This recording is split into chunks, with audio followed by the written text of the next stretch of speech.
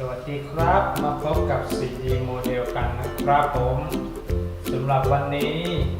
เราจะมาประกอบชุดโมเดลเรือเดินทะเลพลาสติกนะครับผมซึ่งในกล่องนี้จะเป็นชื่อรุ่นว่า HMS Battle Cruiser Hood นะครับผมเป็นเรือจากสัญชาติอังกฤษนะครับซึ่งในกล่องจะระบุว่าเป็นเรือลาดตระเวนประจำการนะครับผมใช้ในสมัยสงครามโลกครั้งที่1และ2นะครับสเกลของโมเดลลำนี้จะเป็นอยู่ที่1ต่อ 1,700 นะครับผมซึ่งชุดนี้จะมีอยู่ทั้งหมด8รุ่นด้วยกันนะครับ8รุ่น8แบบแต่สำหรับเจ้า HMS Hood นั้นจะอยู่ในนัมเบอร์ที่6นะครับผมเอามาแกะดูด้านในกล่องเลยครับ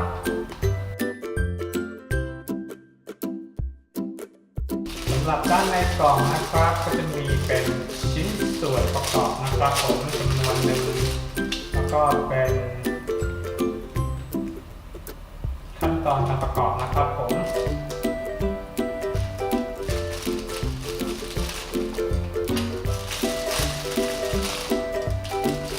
ก็จะมีเป็นฐานวางเรือมาให้ด้วยนะครับเป็นเรือลำขนาดเล็กนะครับผมไม่ใหญ่มากส่วนก็ไม่เยอะเท่าไหร่นะครับเดี๋ยวเรามาเริ่มประกอบกันเลยดีกว่าครับผมเริ่มจากนำตัวใต้ท้องเรือนะครับกับตัวดัดฟ้าเรือมาประกอบเข้าหากันเลยครับตามคู่มือตรงนี้นะครับ1กับ2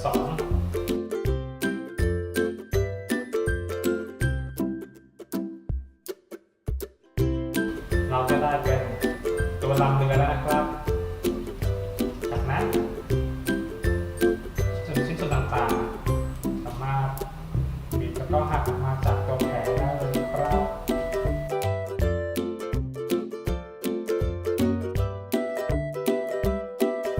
เมื่อเราแกะชิ้นส่วนนะครับผมเรามาต่อตรงด้านบนเรือเลยนะครับ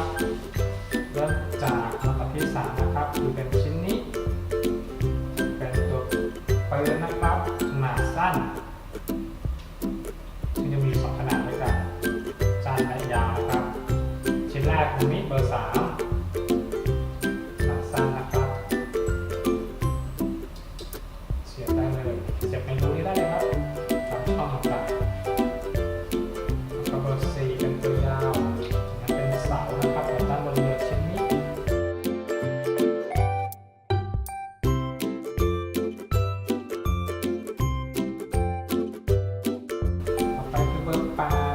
เป็นชิ้นเล็กๆชิ้นนี้นะครับตรงบนหัวเรือน่าจะเป็นเสาสัญญาณนะโอเคเสียบได้เลยครับ